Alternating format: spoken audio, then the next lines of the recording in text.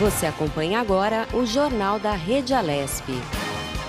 Tudo sobre o Legislativo do Estado de São Paulo. Olá, bom dia. Hoje é quarta-feira, dia 24 de junho. Eu sou Luciano Teixeira. E eu sou Carolina Franca. Começa agora mais um Jornal da Rede Alesp. Jornal da Rede Alesp. O Jornal da Rede Alesp, da cobertura do combate ao coronavírus, nós preparamos aí diariamente para você atualizações, todas as informações sobre a pandemia do coronavírus. São entrevistas com parlamentares, especialistas de vários setores, tudo o que você precisa saber para ficar atenta à pandemia do coronavírus e outras notícias aqui em São Paulo, no Brasil e no mundo. Jornal da Rede Alesp. Então, a gente começa essa edição conferindo aí os números do coronavírus no Brasil.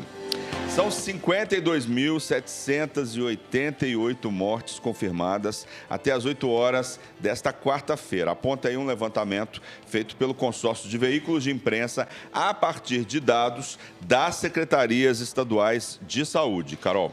O balanço indicou que 1.364 mortes aconteceram nas últimas 24 horas e 1.151.479 casos foram confirmados. Pois é triste a gente divulgar esses números, né? Mas infelizmente é uma realidade aí do nosso país. Vamos conferir a taxa de ocupação de leitos em UTI no país. No Acre, 78% em todo o estado. Em Alagoas, 79%. No Amapá, 98,73%. Amazonas, 66%. Bahia, 72%. Ceará, 77,5%. No Distrito Federal, 69,6% na rede privada e 42,24% na rede pública. No Espírito Santo, 5,14%. No Maranhão, 87,92%. Em Goiás, 63,6%. Mato Grosso, 38,6%. Mato Grosso do Sul, 8,8%. Minas Gerais, 72%. Pará, 69% e já na Paraíba, 68% em todo o estado. E continuando, Luciano, com os números, no Pará, 48% em todo o estado, em Pernambuco, 75% em todo o estado, no Piauí, 60,7% em todo o estado. No Rio de Janeiro, 84% na rede pública e 71% na rede privada em todo o estado. No Rio Grande do Norte, 83% na rede pública e 63% na rede privada. Rio Grande do Sul, 72,6% em todo o estado. Em Rondônia, 77,9% em todo o estado. Santa Catarina, 62,2% do sistema público em todo o estado. Aqui em São Paulo, 62,3% em todo o estado. Em Sergipe, 58,9% na rede pública e 96,3% na rede privada em todo o estado. No Tocantins, 60% dos leitos estão ocupados. Roraima não divulga a lotação dos leitos de UTI no estado. Jornal da Rede Alesp. Bem, pessoal, integrantes do Centro de Contingência do Coronavírus de São Paulo falaram em coletiva de imprensa no Palácio dos Bandeirantes sobre as medidas de combate à Covid-19. O secretário de Saúde de São Paulo, José Henrique Guerma, abriu a coletiva falando dos novos dados de pacientes infectados e internados nos hospitais do estado. O secretário disse que o número de óbitos está dentro das projeções traçadas pelo Centro de Contingenciamento. Para o Brasil, 1.106.470 casos confirmados, com 51.271 óbitos. Para o Estado de São Paulo, 229.475 casos confirmados e 13.068 óbitos. O número de casos cresceu 3,2% e o número de óbitos 3,3%. De ontem para hoje. Temos como taxa de ocupação dos nossos leitos de UTI, no estado de São Paulo, 65,7%, e na Grande São Paulo 68%, como estava ontem também. Internados no sistema, nós temos em UTI 5.659 pacientes e em enfermaria 8.295 pacientes, que são pacientes suspeitos ou confirmados. No nosso sistema de atendimento, nós já tivemos 39.227 altas dos pacientes internados, de altas hospitalares. Estamos mostrando aqui para vocês a curva de crescimento do número de casos positivos, e agora com 229.475, que está dentro das nossas projeções para até o final do mês de julho, este crescimento. Nós temos aqui o número de óbitos, 13.068 acumulado, que está aí na borda inferior da nossa projeção para o mês de junho. E o coordenador do Centro de Contingência da Covid-19, Carlos Carvalho, explicou a causa da doença e como ela age no sistema respiratório. Carlos Carvalho ainda comentou sobre os estudos feitos pelos cientistas de Oxford com a dexametasona. Baseado no tipo de lesão, no tipo de inflamação que esse vírus causa quando ele entra no nosso organismo, ele entra pelas vias respiratórias e ele causa uma grande resposta de inflamação no nosso corpo, principalmente nos pulmões. Ele entra na corrente sanguínea e essa resposta inflamatória acontece nos diferentes órgãos que esse vírus vai atuar, vai agir, vai infectar. Então, desde o início se imaginava que alguns medicamentos com propriedades anti-inflamatórias poderiam ser benéficos, não no tratamento da virose, porque para isso precisamos de drogas contra o vírus, ou o uso da vacina, que estimularia uma resposta do nosso organismo para combater o vírus com a produção de anticorpos. Enquanto isso não tem, nós temos que tratar as consequências do vírus, e uma delas seria a inflamação, uma vez que essa inflamação ela é perigosa porque ela é exagerada em alguns órgãos, em algumas situações.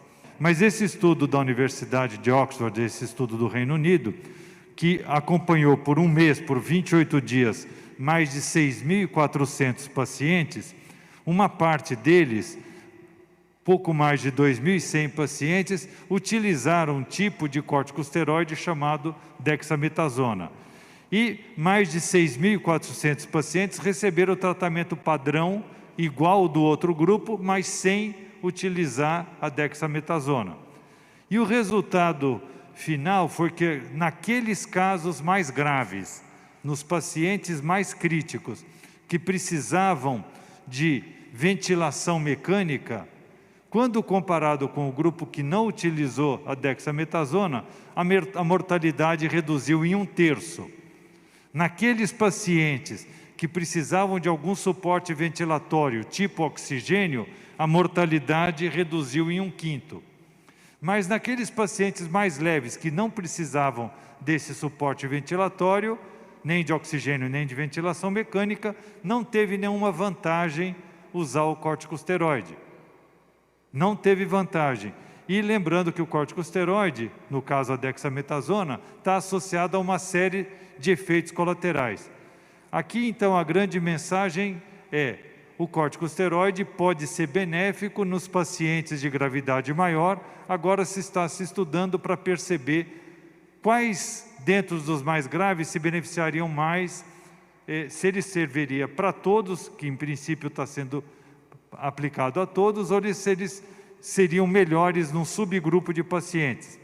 Mas o principal é não utilizar o corticosteroide nas fases mais leves. Por exemplo, o indivíduo em casa, como aconteceu com a cloroquina, um monte de gente foi comprar cloroquina para tomar. Vale a pena comprar dexametasona e tomar? Não. Não vale a pena porque, inclusive, pode ocorrer efeitos colaterais. Ele não serve nessa fase, ele não previne a doença. Ele atua nos casos graves. É um medicamento para uso hospitalar e não para uso domiciliar. A infectologista do Instituto Emílio Ribas, doutora Rosana Richman, disse que o hospital se tornou exclusivo para o tratamento de pacientes com coronavírus e reforçou que o doutor Carlos Carvalho falou do uso da medicação aí da dexametasona. Vamos ver. O Emílio Ribas, a gente começou o ano com 18 leitos de terapia intensiva, que é uma coisa que nós sempre tivemos. Hoje nós estamos com 50 leitos de terapia intensiva e o hospital todo, que até então era referência em especial para os pacientes HIV/AIDS, hoje ele vira um hospital exclusivo para tratamento da Covid. Então, muito aprendizado nesses últimos meses, aprendizado à beira do leito, aprendizado lendo toda a literatura. Nós médicos, a gente está completamente debruçado em tudo que sai. Então, o dado da dexametasona, que agora foi publicado, para nós, eu não diria para vocês que é uma novidade em termos de prescrição, porque a gente já vinha usando em alguma fase da doença os corticosteroides. O que muda é a gente realmente ter números, saber que você consegue, para os pacientes sob ventilação mecânica e os pacientes com necessidade de oxigênio, reduzir o índice de morte. E, na minha opinião, mais importante do que isso, numa dose abaixo até do que a dose que a gente vinha usando. Então, corticosteroide é sempre uma medicação que a gente discute com os nossos pacientes antes da prescrição, porque nós sabemos que pode ter eventos adversos. Então, quando sai um estudo importante desse, com uma metodologia bem feita, ou seja, um grupo toma, um grupo é o grupo do controle, vamos dizer assim, você acaba tendo mais certeza na sua prescrição e, em especial, na dose e no tempo da indicação dessa medicação. Da mesma maneira, nós aprendemos nesses meses que a Covid-19 é uma doença multissistêmica, ele não acomete um órgão. A princípio, a gente falava de pneumonia, nós mudamos totalmente de ideia, a gente sabe que a porta de entrada é o trato respiratório, mas toda a consequência dessa doença é multissistêmica e, com isso, o que a gente teve também se adaptar foi, por exemplo, as consequências renais que esses pacientes acabam tendo. Para vocês terem noção, no Emílio Ribas, cerca de 30% dos nossos pacientes da terapia intensiva precisam de diálise, porque eles acabam tendo uma insuficiência renal aguda. E o secretário de Saúde do Estado de São Paulo, José Henrique Germann, falou dos 2.789 respiradores adquiridos pelo governo paulista e a distribuição feita de 2.178 aparelhos nos hospitais aqui de São Paulo.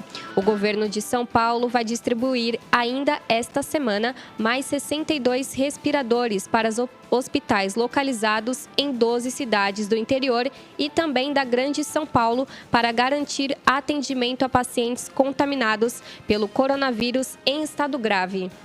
Nós recebemos até hoje 2.789 respiradores e já entregamos para a rede, já foi distribuído, 2.178 respiradores. E agora, para o dia de hoje, temos também uma nova entrega, isso é todos os dias a gente tem entregado respiradores para a rede.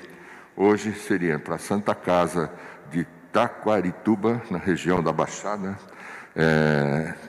Hospital Santa Bárbara, Hospital Santa Casa de Piracaia, Hospital Santa Casa de Itatiba, Pronto Atendimento de Pinhalzinho e Prefeitura de Vinhedo, na região de Campinas. Estaremos entregando também na região de Sorocaba, para o Hospital de Campanha de Itu, região de Piracicaba, Hospital dos Fornecedores de Cana de Piracicaba, e na região de Marília, para a Santa Casa de Marília e para a Santa Casa de Assis. Mas, na Grande São Paulo, o Hospital Antônio Gílio e o Hospital de Campanha do Barradas, nossa AME Barradas, ali em Heliópolis, totalizando 62 equipamentos na data de hoje a serem distribuídos. Germann desmentiu que vem sendo publicado aí nas redes sociais e nas mídias que os hospitais de campanha serão desativados, principalmente do Pacaembu, o primeiro hospital construído aí para atender pacientes de baixa complexidade. Com relação aos hospitais de campanha, eles estão, os estaduais, Ibirapuera, AME, Barradas e Campinas, e podemos incluir também o Hospital de Caraguatatuba. Nós estamos necessitando ainda desses hospitais na forma de um hospital de campanha. Assim que os números mostrarem que nós podemos desativar, eles serão desativados. Ainda não estamos neste momento, ok? Quanto à questão de transferência de pacientes, isso é algo que ocorre normalmente. Nós não estamos transferindo pacientes porque, em geral, eles estão muito graves. A gente transfere outro tipo de paciente para dar lugar no local para melhorar a estrutura para os pacientes graves. No mês de abril, nós fizemos 15 transferências de pacientes que foram da capital para o interior. E ainda não tivemos a necessidade de fazer novas transferências. E o coordenador executivo do Centro de Contingência da Covid-19, João Gabardo, falou do novo recorde de óbitos no estado. Em 24 horas, foram 434 mortes pelo novo coronavírus. O coordenador disse que já era esperado pelo Centro de Contingência o crescimento de óbitos. Fazendo uma análise dos dados que o secretário apresentou, o que mais chama a atenção de todos nós é o número de óbitos registrados nas últimas 24 horas, é um número de 434, é o maior número de óbitos registrados neste período em 24 horas. Obviamente que isso entristece a todos, nem tanto pelo número, mas pelo que isso representa para as pessoas, para os familiares, para os amigos, pelo fato de termos esse número de registros. Agora, esse número, ele ocorre, basicamente, e por isso o gráfico apresentado pelo secretário mostrou que está dentro daquele previsão de cenário que a gente tem até o dia 30 do mês, ocorre porque o interior do estado, na sua grande maioria das regiões, estão numa curva ascendente, uma curva de crescimento de casos. Isso faz com que, mesmo com a redução que a gente tenha na capital, na região metropolitana, o cômputo geral, ele continua sendo negativo para aquilo que nós esperamos, para aquilo que nós desejamos, que é a redução desse número de óbitos a nível estadual. E, não obstante esse aumento ocorrido, que já estava dentro dos cenários previstos pelo Centro de Contingência, é importante destacar que isso não tem pressionado os leitos de UTI. Nós continuamos com uma utilização em torno de entre 65% e 66% dos leitos, o que significa que nós temos 33% a 34% dos leitos disponíveis para a população, que é o que, neste momento, mais importa para quando as pessoas estiverem necessitando de atendimento hospitalar por apresentar dificuldade respiratória, que tenhamos capacidade de atendimento com equipe, com respiradores, com pessoal treinado, com pessoas que possam efetivamente reduzir a mortalidade destes pacientes.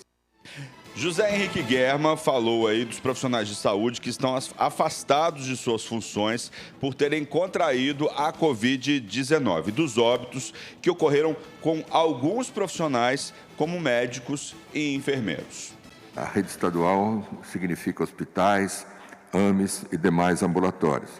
Foram 10.718 profissionais que foram afastados das suas funções desde o início da epidemia. Destes, 7.258 já retornaram para os seus postos de trabalho e 3.460 ainda estão em tratamento, numa fase até a alta total.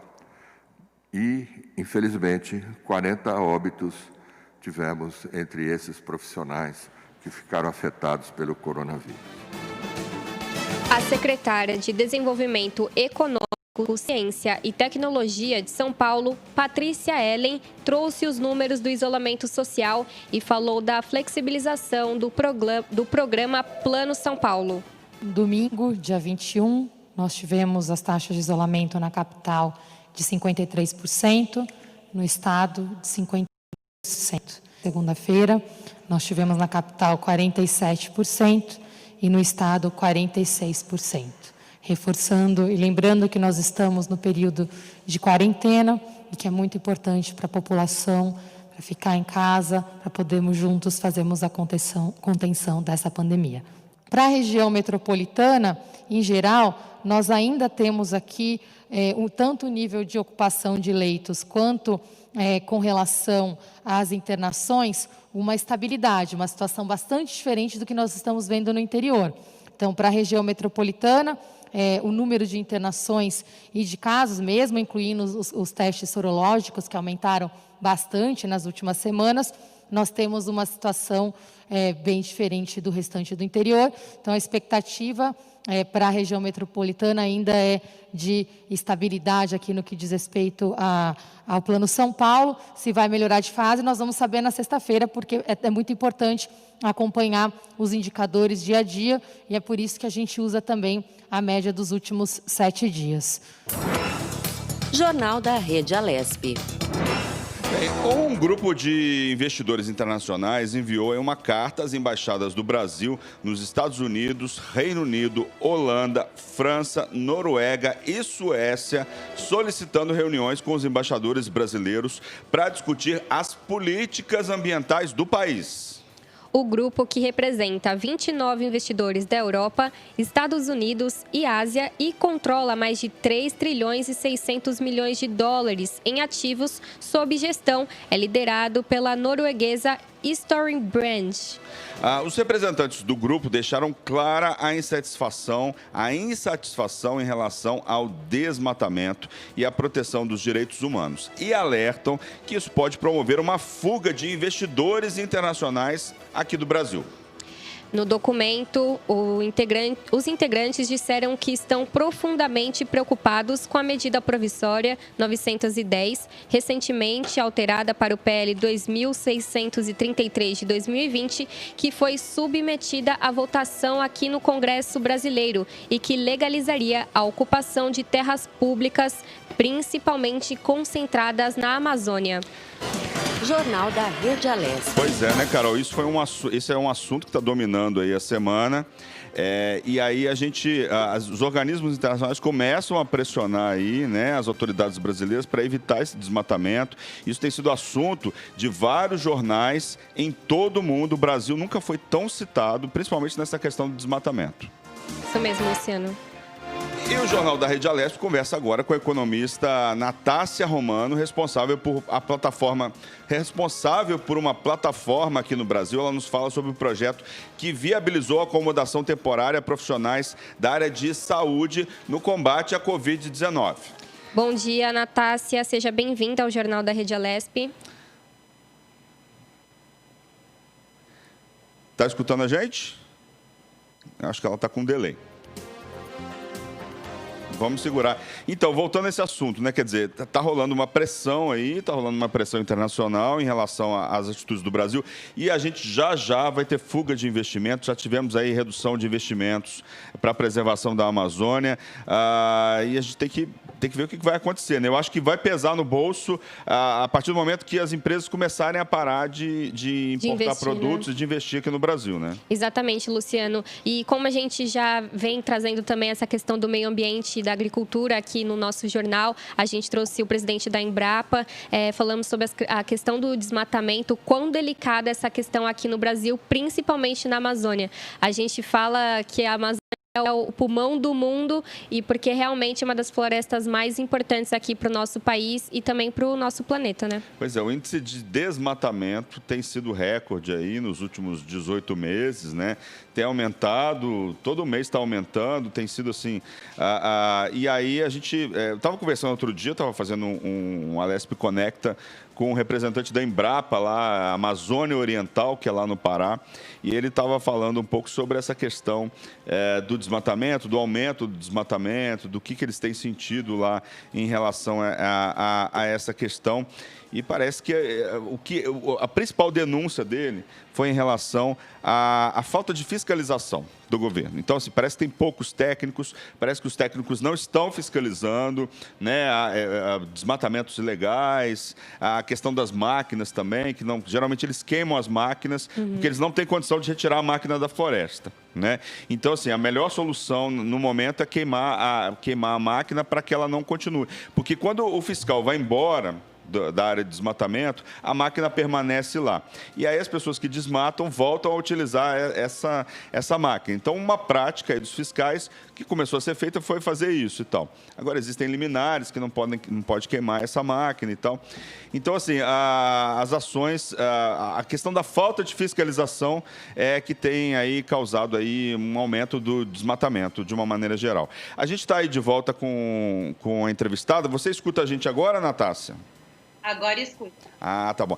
Natácia, a gente falou aí de uma plataforma, né? Qual plataforma que é e o que ela faz? A plataforma, na verdade, é um movimento internacional e voluntário que se chama Rooms Against Covid, e o objetivo é viabilizar acomodações individuais e temporárias para os profissionais de saúde que estão na linha de frente no combate ao coronavírus. A tradução literal é quartos, né? Lugares contra a Covid-19, vamos dizer assim, uma tradução literal. Exato. São acomodações que não necessariamente são quartos, porque a gente abrange também flats e apartamentos, mas também quartos de hotéis. Tá. E qual que é a importância, né, de se fazer esse movimento em favor dos profissionais de saúde? É lógico, para que eles não contaminem as famílias deles, né? Então, o primeiro objetivo é esse. A gente entende que é importante diversos tipos de ações coordenadas para a gente conseguir reduzir a curva de contágio do coronavírus, achatar de certa forma, ou pelo menos ajudar a manter, sobretudo agora, com os números que a gente vem vendo. E, além disso, a gente entende que o Rooms Against Covid pode servir como um articulador para mobilizar, mesmo que minimamente, a atividade econômica. Então, como os profissionais da saúde se cadastram na nossa plataforma e a gente faz essa busca ativa dos profissionais da saúde, a gente também faz na outra ponta das acomodações em linhas gerais. E como esse serviço ele é pago, ele não é gratuito, a gente entende que ajuda minimamente, mesmo que seja, a manter os empregos do setor de turismo e do setor de acomodações, de locação de imóveis.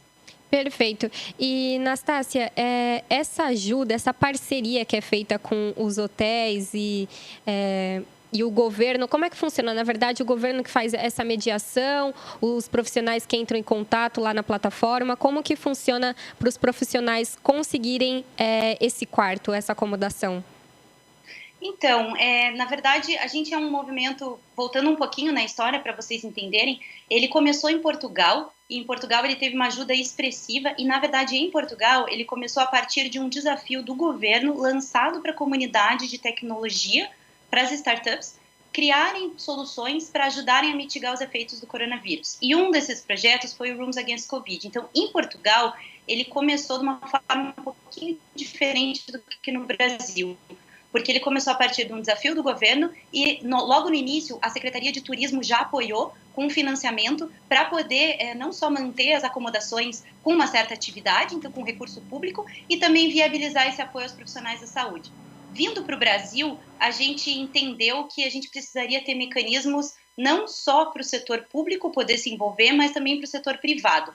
Então, hoje, como que funciona? Esse profissional entra no nosso site e se cadastra, a gente passa por uma validação das informações para entender se ele está mesmo na linha de frente, qual que é o grau de exposição dele ao coronavírus, e a gente também busca essas acomodações que entram com uma tarifa promocional. Então, a tarifa que elas entram no nosso projeto é menor do que a tarifa que eles entrariam em condições normais, porque a gente entende que é um mecanismo de uma rede de solidariedade. E aí, agora, a gente também vem buscando patrocínios e doações para poder viabilizar essas acomodações, ou a tarifas gratuitas ou a tarifas solidárias mesmo. Então, já tem hotéis que entraram com quartos gratuitos, como aqui em Curitiba, onde começou o projeto. Agora a gente já está com um escopo, quer dizer, o escopo sempre foi, na verdade, a abrangência nacional, mas a gente iniciou as operações em São Paulo e a gente também tem esse patrocínio que consegue entrar com o valor que o profissional pode pagar e o valor que as acomodações conseguem receber. Esse diferencial a gente entra com as doações. Como é que está aqui no estado de São Paulo, na cidade de São Paulo, esse projeto? A gente chegou recentemente em São Paulo, então a gente entende que o interesse, na verdade, é bem grande. A gente abarca diversos tipos de interesse, na verdade. Nosso projeto, ele vai, independente de ideologias, até políticas, no momento de polarização que a gente vive. E a gente vê que tem bastante interesse, mas hoje o que a gente entende que seria crucial é chegar em escala, porque a gente vem dependendo da rede e do alcance que o projeto está tendo organicamente. Então agora a gente está tentando as parcerias com grandes grupos, sejam eles de hospitais privados, o governo inclusive pode ser um grande parceiro, porque a gente entende que por ser uma plataforma isenta, digamos assim, né, e de um movimento de voluntariado, a gente consegue se concentrar esses projetos de acomodações que eventualmente acontecem entre um hospital específico e um hotel específico ou uma acomodação específica na mesma plataforma. A gente consegue, inclusive, ter mecanismos de mapeamento, de gerar dados que podem ser interessantes, inclusive, para o governo. Então, a gente hoje está no início ainda das operações, a gente já tem várias acomodações cadastradas, alguns apartamentos e alguns hotéis, mas como eu falei, a gente está no início das operações ainda em São Paulo, buscando como que a gente consegue atingir em escala para ter um impacto significativo como foi em Portugal, que foram mais de 700 profissionais de saúde apoiados e mais de 15 mil noites viabilizadas. Bacana. E, Nastácia, como que está a adesão, né? Você disse que está aqui no começo em São Paulo, mas também já está funcionando a plataforma em Curitiba. Vocês têm um número maior de quartos e um número menor de profissionais da saúde procurando essas acomodações? Como é que está a demanda? Exatamente. O que a gente entendeu? Que o mecanismo de divulgação e chegar direto na ponta no profissional da saúde, digamos que é o X da questão para o projeto conseguir escalar. Porque toda vez que tem algum tipo de exposição à mídia, a gente vê que tem, imediatamente, logo após, a gente tem inscrições. Então, se a gente conseguisse chegar em escala nesses profissionais, através dos grandes grupos de hospitais, sejam eles públicos ou privados, Secretaria de Saúde, enfim, seria um fator crucial, porque quando a gente liga para as acomodações, explica para eles que existe esse projeto, muitos têm interesse em apoiar o profissional da saúde, ficam felizes com a nossa plataforma, até porque a nossa plataforma, de novo, ela não é paga. Então, a gente é um movimento voluntário, o que a gente levanta de recurso, ele vai direto para as acomodações. E aí as acomodações se interessam, porque como tem um nível de vacância alto, sejam eles hotéis, flats, locações, etc., para eles faz sentido ter algum tipo de ocupação e faz sentido conseguir ajudar o profissional da saúde. Acho que é importante dizer também que a gente tem na nossa equipe não só especialistas em limpeza e biossegurança, como também o patrocínio com uma ONG que se chama FACOP, para poder viabilizar essa limpeza e todos os procedimentos necessários para, de fato, garantir a segurança a todos os envolvidos. Fala pra gente, como é que você que está aí falando dessa questão da linha de frente e tal, como é que está a situação aí do combate à Covid-19? Vocês profissionais de saúde, como é que vocês estão trabalhando essa questão? Ainda tem muitos médicos, enfermeiros e outros profissionais de saúde se infectando, tem insumos? Dá um panorama para a gente de como que está essa situação. Tá, bom, eu, na verdade, de formação sou economista e trabalho com estratégia de projetos sociais, mas a gente entendeu, e foi assim a ideia de trazer esse projeto para o Brasil, quando eu conheci, que poderia ser esse articulador e também ajudar na atividade econômica, que é um impacto direto que o Brasil já sofreu desde o início, antes do que outros países, que começou esse problema na saúde. Em relação a Curitiba, onde eu estou agora, apesar do projeto, a gente teve uma situação mais controlada no início, agora os números já estão bem piores, então houve uma reabertura que foi reconsiderada, a prefeitura resolveu voltar atrás, e sim, os números não só do contágio entre os profissionais da saúde, a gente ranqueia enquanto país nos piores do mundo, mas também as condições de saúde as condições de trabalho desses profissionais da saúde. Então, no nosso projeto, quando a gente entra com o formulário, a gente pergunta quanto que a pessoa consegue pagar por dia. É claro que se a gente entrar numa situação de governo, seria um apoio um pouco diferenciado, dado que a gente o dinheiro público funcionaria de uma outra forma. Mas, até para a gente ver o setor privado e conseguir criar um modelo de negócio sustentável, a gente entendeu que a gente precisaria criar, nem que fosse uma tarifa também para esse profissional da saúde. E a gente se espantou quando a gente foi pesquisar qual que era o salário dos profissionais da saúde aqui e o poder de compra deles. Muitas vezes a gente visualiza o médico enquanto profissional da saúde, mas a gente entende, quando a gente vê os enfermeiros, técnicos de enfermagem, o poder de compra deles é muito restrito. Então, tem gente no nosso projeto, e a gente verifica vários dos dados, das informações, que coloca que consegue pagar R$3 por dia, porque o período de estadia geralmente costuma ser de um mês. Então, a média hoje vem sendo de 15 a 20 reais, mas para as acomodações também chegarem nesse preço não é viável. Então, a gente, de fato, precisa criar um mecanismo de articular para que essa rede de solidariedade funcione e, de fato, as condições de trabalho dos profissionais da saúde aqui são, muitas vezes, muito difíceis. Então, a gente vê que não é só para dar um conforto para ele e para ele não contagiar essa família, mas é porque, se a gente não estancar pelo lado da saúde, conseguir algum mecanismo de girar a atividade econômica, a gente vai prolongar essa crise de uma forma muito extensiva e prejudicial para toda a população brasileira. E um ponto bacana que você tocou aí sobre o projeto é essa questão de não ter uma taxa para os hotéis, né? Então, eles podem se cadastrar na plataforma e quando o hóspede chega na acomodação e o valor que é pago é totalmente direcionado ao hotel, né? Isso mesmo? Exatamente. Então, diferente de outras plataformas de acomodação, a gente na nossa a gente não tem taxa nenhuma, então acaba sendo um outro canal de vendas também, independente se ele é um hotel ou qualquer tipo de acomodação que possa se cadastrar. Então, por isso que a gente entende que é realmente uma forma que a tecnologia pode potencializar a solidariedade para a gente criar uma rede que favoreça tanto quem é do lado das acomodações quanto o profissional da saúde e contribua dentro do combate ao coronavírus no Brasil. Esse é o principal objetivo. E uma ONG que você disse que ajuda vocês, né? Ajuda as acomodações com a limpeza, com os protocolos de higienização. Aqui em São Paulo, vocês também já têm essa parceria, também para facilitar para as acomodações, né? Na verdade, a gente criou um manual e esse manual ele foi utilizado com vários insumos. Então, a gente usou não só os materiais das secretarias de saúde, porque a gente viu que tinha brecha para muita dúvida, como a FACOP, essa ONG, na verdade, ela está nos ajudando não só aqui, mas para todos os consultores de limpeza, porque eles operam também com multinacionais, então eles têm conteúdos já e online, inclusive, disponibilizados. Podcast para hotéis, consultores, etc. Então, independente da abrangência, a gente já tem esse respaldo, digamos assim. Mas isso é um dos apoiadores. A gente já tem várias empresas que estão nos apoiando. Então, desde o serviço de atendimento ao cliente, hoje a gente tem inteligência artificial dentro da nossa plataforma também, para ajudar a acelerar e poder escalar. A gente tem o Atados como representante legal do movimento Tech for Covid-19, que foi esse movimento das startups que surgiu em Portugal e que derivou o Rooms Against Covid no Brasil. Então, para poder ter também não só mecanismos legais mesmo, tem escritório de advocacia, a gente tem uma rede de apoio para que do início ao fim o projeto tenha consistência. Como é que funciona o cadastramento? Como que o profissional pode se cadastrar? Ele digita, vai lá no Google Rooms Against Covid, ou ele tem algum site? Explica pra gente.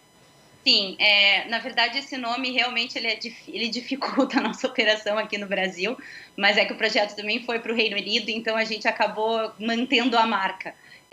Mas você digitando Rooms Against Covid, eu acho que vale colocar depois ali www.roomsagainstcovid.com.br.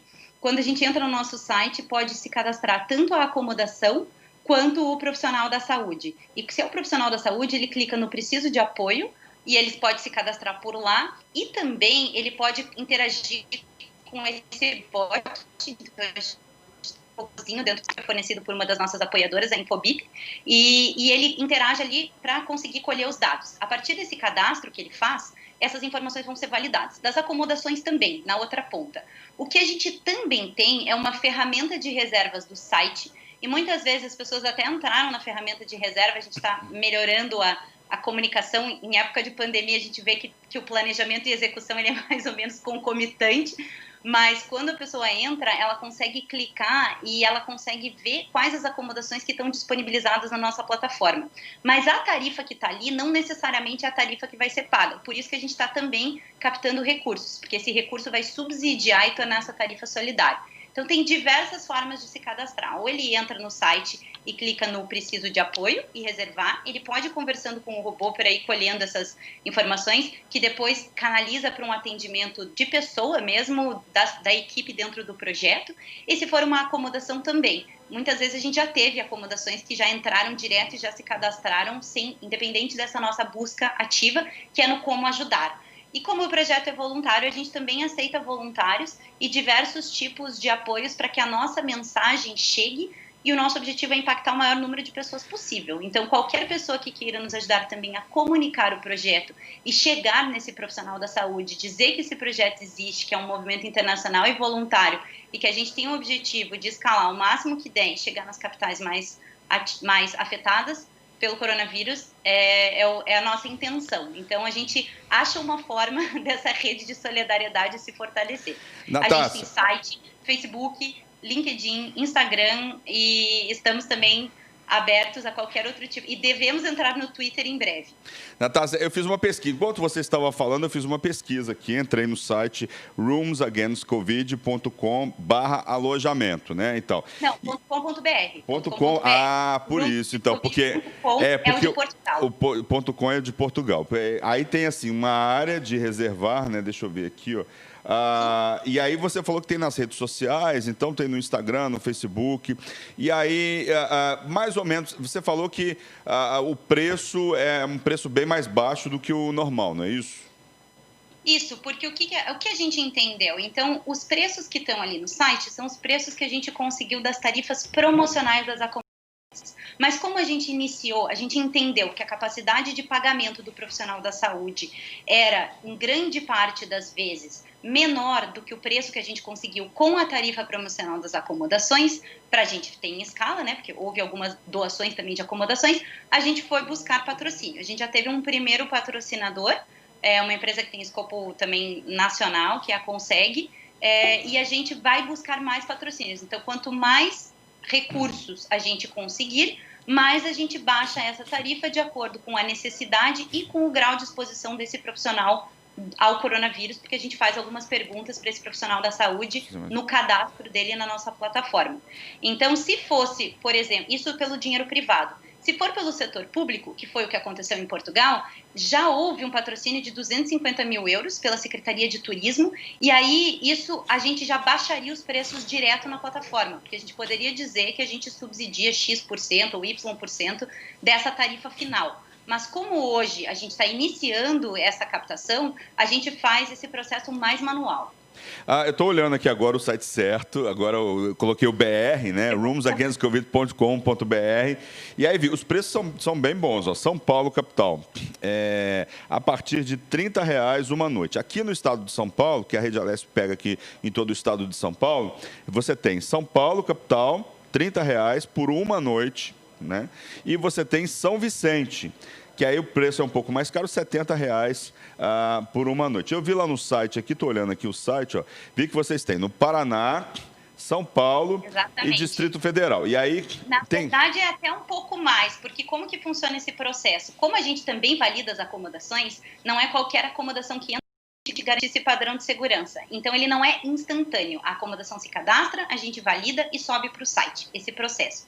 O que a gente também está fazendo agora? Indo atrás de apartamentos e flats, e a gente também vai tentar as parcerias agora com a Associação Brasileira da Indústria Hoteleira, que foi muito receptiva ao nosso projeto. E eu estou falando isso nacional e inclusive com o pessoal de São Paulo, que a gente já iniciou conversas. Então, assim, estamos ainda no início da operação, a gente pretende ser, como a gente diz, o slogan de Portugal, que é crescer mais rápido do que o vírus, e a gente está aberto a diversos tipos de apoios para conseguir escalar. E São Paulo, a gente já tem 2 outras conversas nesta semana mesmo, para poder ter um apoio mais em escala e subir maior número de acomodações do que hoje estão na plataforma. Então, independente do que vocês visualizem na plataforma, quanto maior o número de cadastros a gente tem no nosso site, mais a gente consegue acelerar. Tá certo. Eu gostaria, então, de agradecer a Natácia Romano, que é responsável aí pela plataforma Rooms Against Covid, né? Quer dizer, acomodações contra a Covid, né? Você vai lá no site Rooms Against Covid, carol.com.br. .com vai cair em Portugal. Muito obrigado pela entrevista e até uma próxima. Muito obrigada. Muito obrigada. Bem, pessoal, o surto do novo coronavírus se alastra pelo território brasileiro de maneira crescente, inclusive em terras dos povos indígenas. O vírus já matou 119 índios e infectou 4.185, de acordo com dados oficiais do Ministério da Saúde, contabilizados pela Secretaria Especial de Saúde Indígena, o SESAI. Os números são ainda maiores quando se leva em conta grupos que vivem fora das aldeias, não contabilizados pela SESAI. A falta de uma contagem que alcance a todos dificulta a criação de uma política mais eficaz para proteger essa população.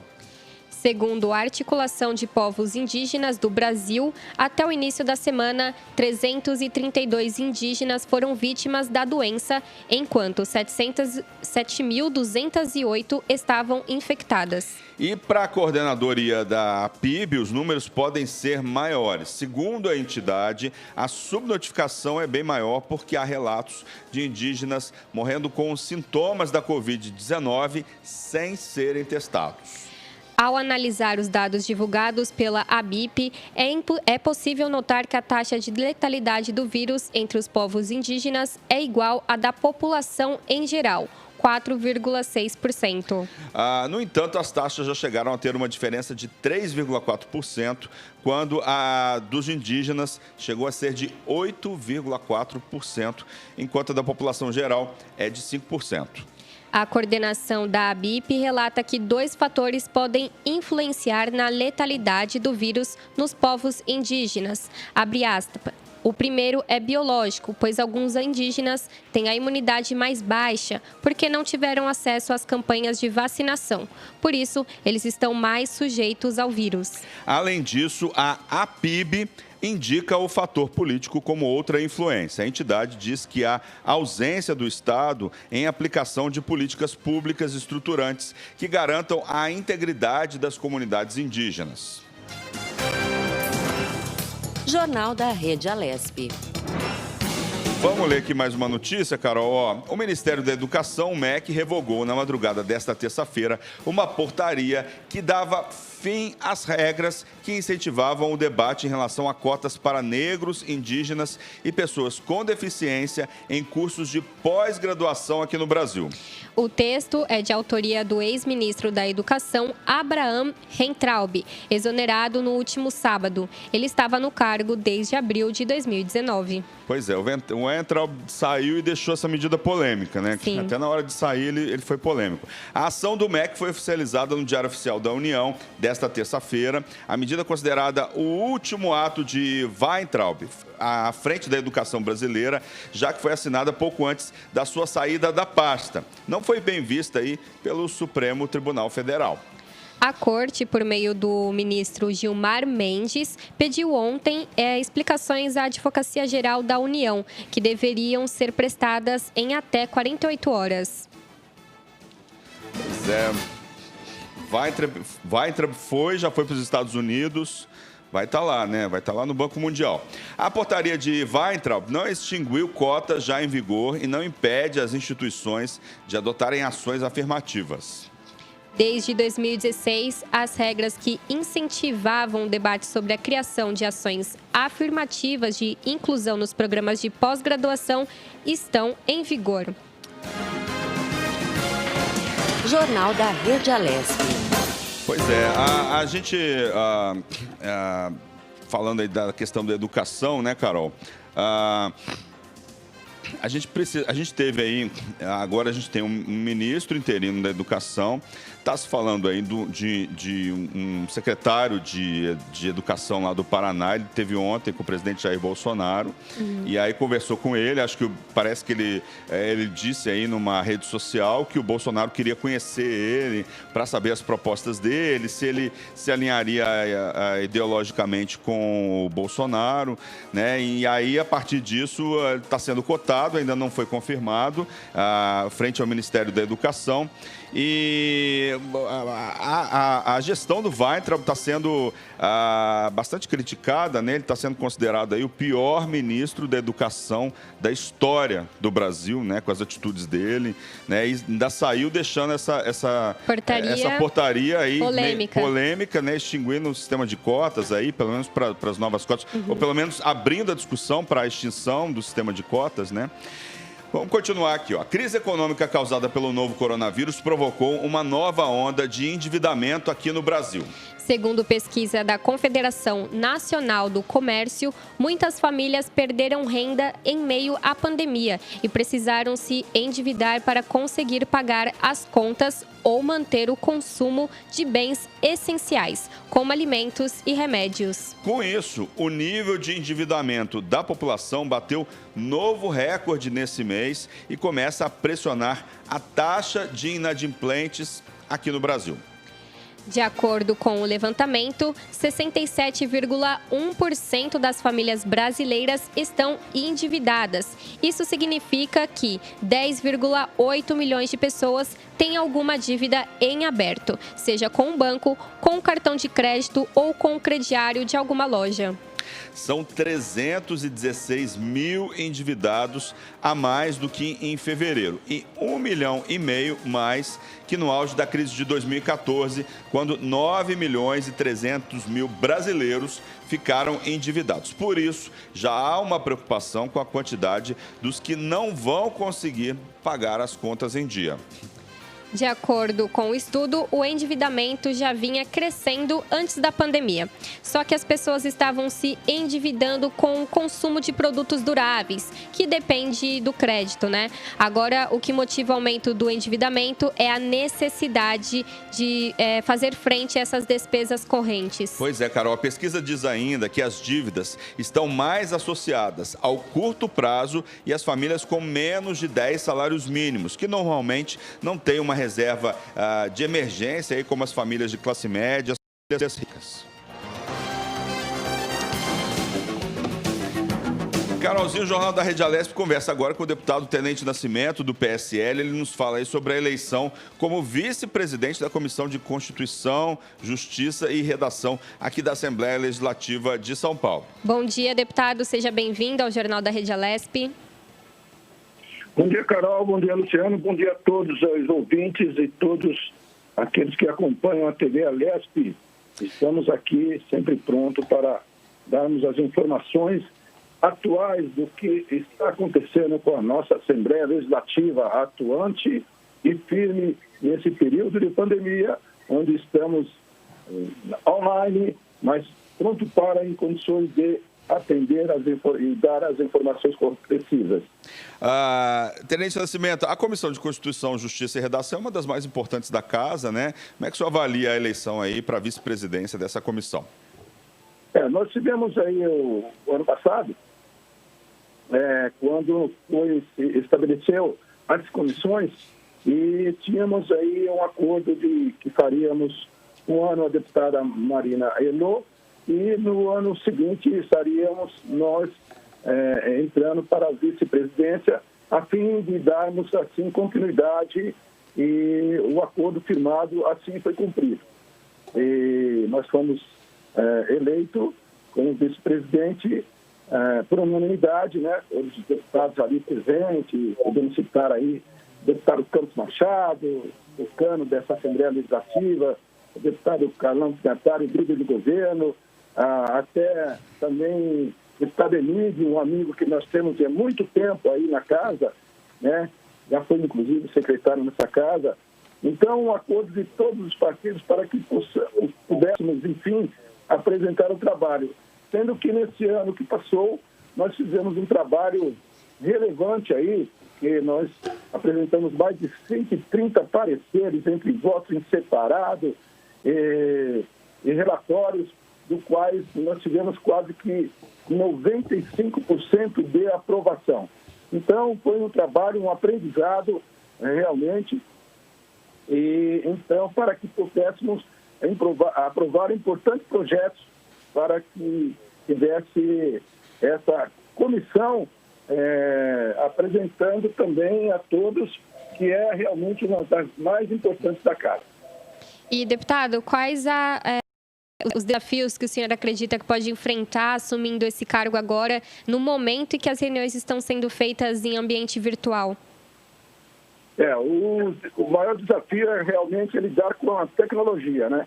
É o que nós estamos vendo nesse momento, falando aqui online, e temos que ter esse aprendizado. Inclusive, um dos importantes projetos que nós apresentamos, que é visita virtual aos hospitais, visita para a economia, como para os familiares. Enfim, nós temos que mudar algumas coisas, nós temos que nos adaptar a algumas coisas, porque devido a essa pandemia, muitas coisas realmente estão acontecendo diferente. Então, o que nós temos aí, o que eu venho dizer a todos, é que eu estou colocando à disposição o trabalho, mais uma vez, a unidade e também o entendimento entre os pares, para que venhamos a agir rapidamente com a necessidade que nós estamos vivendo no momento atual. Uhum.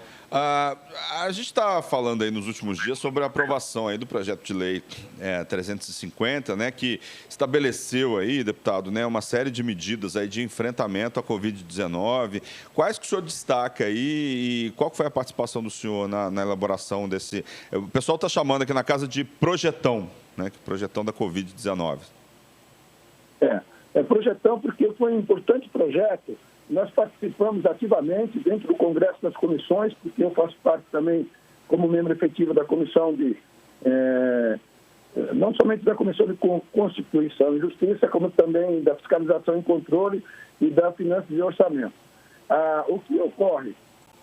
Precisou haver um entendimento entre os 94 deputados apresentando 280, quase 279 emendas para que chegássemos numa urgência e a um entendimento ao bem comum. Então, eu participei, sim, destaco aí duas emendas importantes que foram minhas, que foi a visita virtual aos pacientes do Covid dentro dos hospitais de campanha, dos hospitais públicos de uma maneira geral, que é da capelania, se a família assim ou desejar, tendo em vista o entendimento de estar essa visita religiosa presencial e também para que os familiares evitem de estar indo aos hospitais, para que eles tenham também informações do seu ente querido ou do seu familiar via online.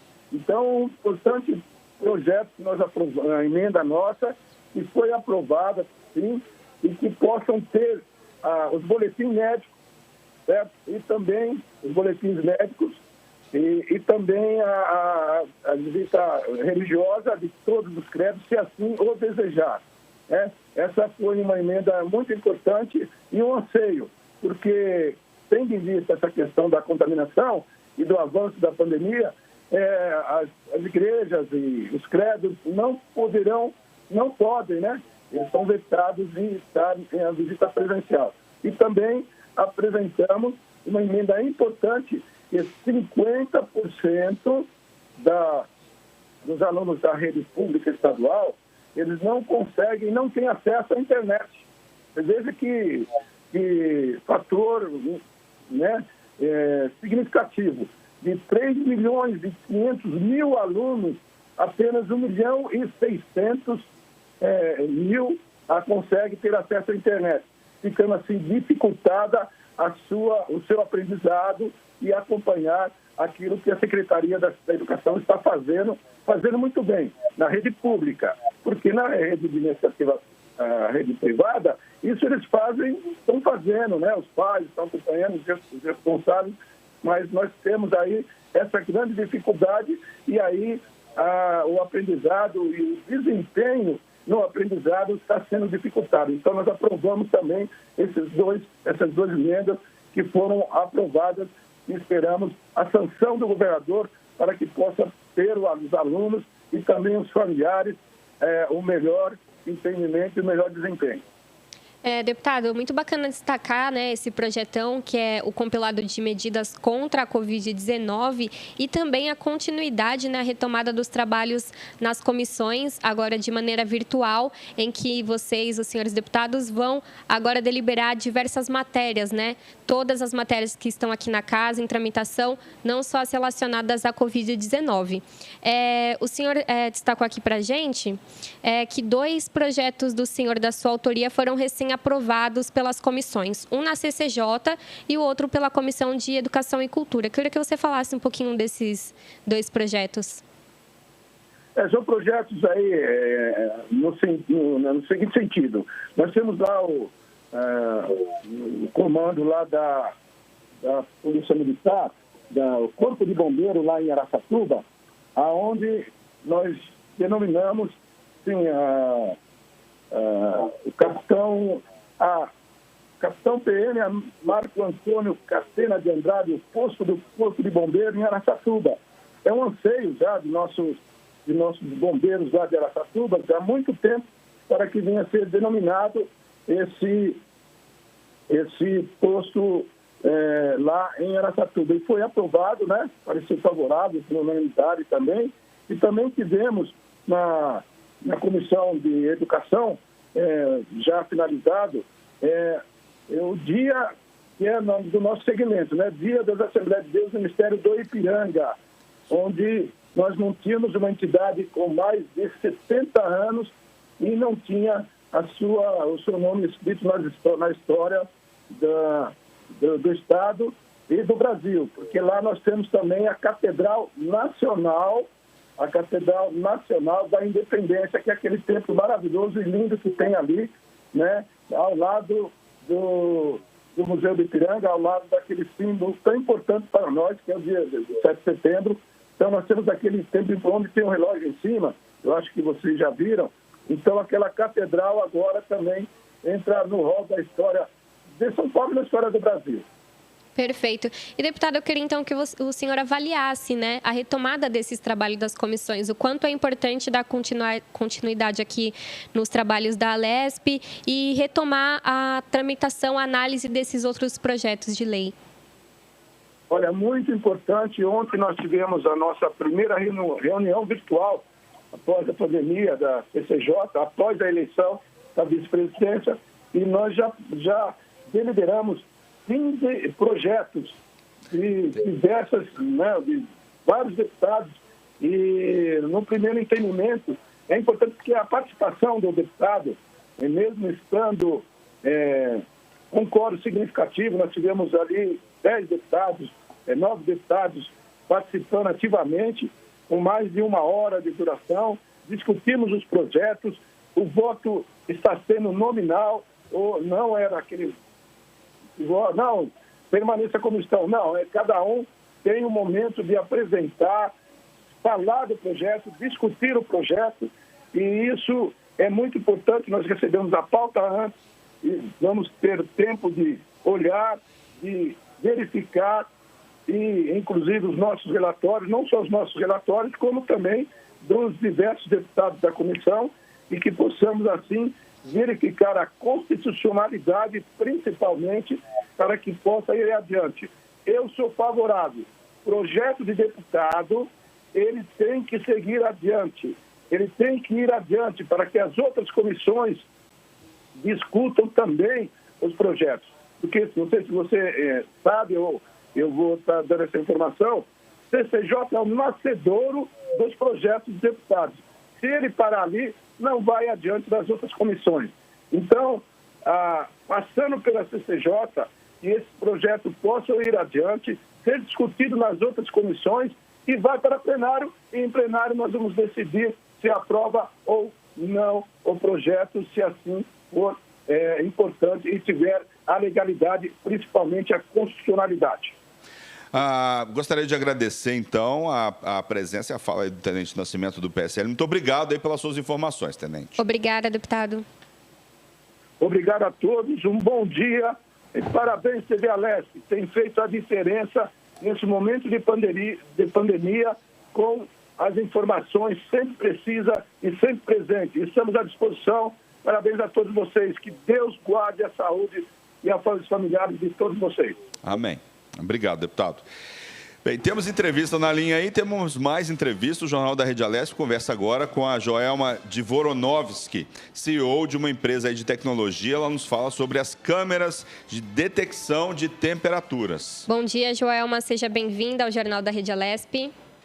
Bom dia, pessoal. Tudo bem? Bom dia a todos. Joelma, fala um pouco para a gente sobre a importância dessas câmeras, se elas são eficazes. Fala um pouco para a gente dessa... Era raro ver, né, uma câmera de detecção, né, Carol? Agora parece que isso vai fazer parte aí, né? O pessoal estava brincando que a palavra proibida de falar é novo normal, né? Mas vai fazer parte do novo normal, não é isso? Exatamente. O que acontece? A câmera térmica, ela é uma câmera de segurança. E o que aconteceu? Com todo esse movimento das infecções que aconteceram há alguns anos, né, na Ásia, com a SARS e tal, as empresas que produzem esses equipamentos de monitoramento, eles colocaram uma coisa a mais, uma ferramenta a mais, que é essa medição da temperatura.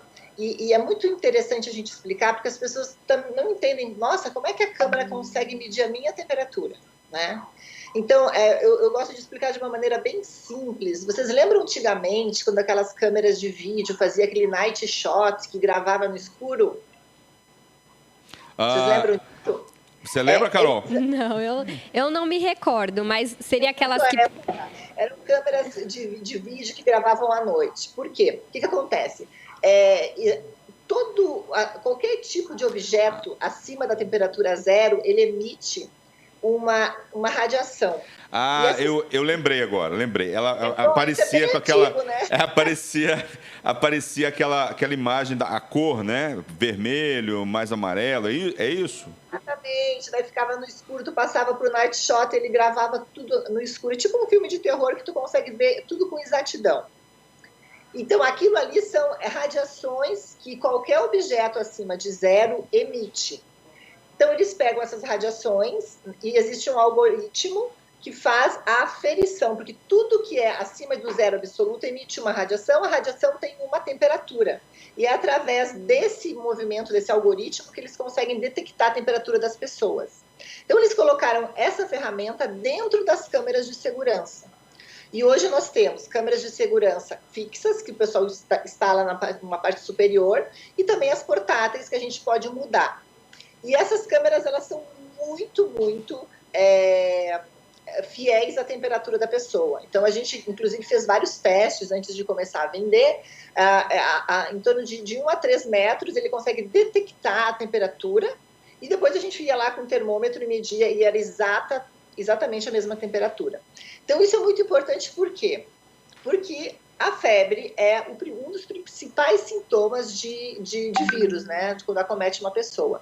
Então, eles conseguiram colocar essas câmeras, isso eu estou falando lá na Ásia, o ano passado, em alguns aeroportos. E essas câmeras, elas fazem a detecção da temperatura muito rápido. A gente consegue, as pessoas vão passando simultaneamente e consegue detectar 30 pessoas ao mesmo tempo. Então, isso é uma coisa muito bacana. Então, esses testes foram sendo feitos e hoje essa tecnologia já chegou no Brasil e a gente está vendendo para muitos aeroportos, porque eles conseguem detectar a temperatura das pessoas, emite um som e essa pessoa vai acompanhando, a câmera acompanha a pessoa, essa pessoa está com a temperatura alta, essa pessoa está com a temperatura alta. E a gente consegue separar essa pessoa com a temperatura alta das outras que estão com temperatura normal. Então, a gente diminui muito a contaminação, né, com essa pessoa que poderia contaminar um número muito grande de outros indivíduos. E, Joelma, é preciso ficar em frente ao aparelho? Você disse que são 30 pessoas, né, que podem ser detectadas simultaneamente. Tem alguma distância mais específica? Precisa ficar algum tempo parado na frente ou não? Em movimento já consegue captar? Caminhando em movimento. E o que acontece? Tem muitas outras empresas que vieram trazendo essas tecnologias, desenvolvendo, que a gente chama que são tecnologias que não são muito corretas, né? Então, a gente tem que procurar sempre uma câmera de uma marca boa, Para quê? Para a gente saber que realmente funciona. Então, as câmeras que nós temos no mercado hoje têm de boa qualidade e de péssima qualidade. As pessoas podem passar normalmente caminhando, inclusive nós vendemos muito para fábricas, porque o tempo que o termômetro consegue medir de uma pessoa, aquele termômetro normal, sabe, que o pessoal está medindo, é em torno de 12 pessoas por minuto. E essas câmeras conseguem identificar 30, 60 pessoas caminhando normalmente, sem parar, sem nada. Então, as filas diminuem, não tem filas nos aeroportos, nos shoppings, nas fábricas. É um equipamento muito bacana na prevenção, né, nessa nova era aí que nós estamos vivendo de prevenção da Covid. Para onde vão essas imagens? Para onde vão aí dados e imagens tiradas aí no aparelho? Elas vão para um centro de monitoramento, que a câmera, né, ela vem com software, e esse software que é a alma da câmera, que faz todo esse gerenciamento de imagens e de alarmes, como eu falei, essa pessoa está com a temperatura acima. Então, a gente define nesse centro de monitoramento qual vai ser o valor da temperatura, acima de 36,5, acima de 37, qual é o valor que a gente quer, é tudo organizado nesse centro de monitoramento, e essa imagem vai para esse centro de monitoramento e pode ser enviada, pode baixar o vídeo pelo WhatsApp, a gente consegue ter essa facilidade de movimento das informações. Perfeito. E, Joelma, agora nesse momento, né, por conta da pandemia, esse aparelho se mostra muito importante para a detecção da temperatura corporal. Como você disse, a febre é uma dos principais sintomas, não só da Covid-19, mas de muitos vírus e outras doenças também. Mas e pós-pandemia, né? Em que outras questões essa tecnologia, por exemplo, pode ajudar? Você falou que ela está implantada em aeroportos e também em empreendimentos, talvez numa creche para detectar a temperatura, hospital, ou talvez incêndio, ela conseguiria fazer essa detecção também? De incêndio? Isso. Então, de incêndio é um outro tipo de câmera, né? Porque o incêndio a gente não consegue detectar através da alta temperatura, mas sim da emissão de fumaça. Mas a tua pergunta é muito interessante, muito pertinente, porque eu acho que o mundo está mudando, né, muito rapidamente. E quando a gente consegue se adaptar mais rápido, não sobrevive o mais forte ou o mais bonito, sobrevive o mais adaptável. E essas tecnologias que hoje vêm para nos ajudar no dia a dia, na prevenção da Covid, né? Nós, por exemplo, no meu escritório, eu me sinto muito confortável, porque tem essa câmera, eu entro, a gente sabe quem está com a temperatura ok, quem não está com a temperatura ok, então a gente consegue prevenir o contágio. E no futuro, acredito que essas câmeras elas vão ficar, né, no futuro muito próximo. Por quê? Porque tu pode detectar uma pessoa doente, não só pelo vírus, né, da Covid, por outras doenças, no meio de uma centena de pessoas. Hoje nós estamos com o equipamento instalado no aeroporto de Brasília, que está sendo um sucesso muito grande, porque consegue realmente detectar as pessoas e a gente consegue tirar essas pessoas do meio das outras pessoas. Muitas vezes nem a pessoa sabia que estava com a temperatura alta. Então é uma nova visão, né, de prevenção no futuro aí de outros vírus que podem nos acometer. Então eu acho que essas câmeras vieram para ficar, para nos ajudar na sociedade como um todo, né, verificando se a pessoa está doente, porque as pessoas muitas vezes não têm essa consciência. Puxa vida, eu posso estar fazendo mal para outras pessoas, né? Então, eu acho que é um pouco de mudança de visão da consciência pessoal que a tecnologia está trazendo para a gente. Joelma, você acha que, imagino eu, que no futuro essa tecnologia vai ser aperfeiçoada, isso vai acabar sendo um dispositivo ali da câmera normal, né? Acredito eu, não sei, o que você acha aí?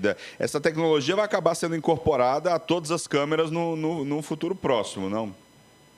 Exatamente. O que acontece? A gente vai modificando a tecnologia em prol do que a gente está, das nossas necessidades. Então, por exemplo, nós temos uma câmera que ela já vem com essa tecnologia embarcada a temperatura, que também faz a detecção da face.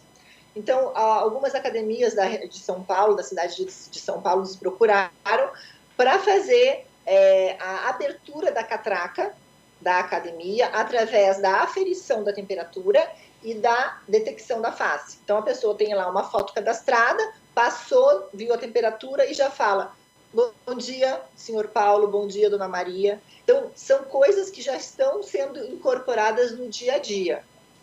com certeza elas vieram para ficar, porque tu imagina tu não precisar mais bater o ponto, colocar o dedo, que tu pode ter o contágio, para entrar numa fábrica. A própria câmera já faz a detecção e já manda.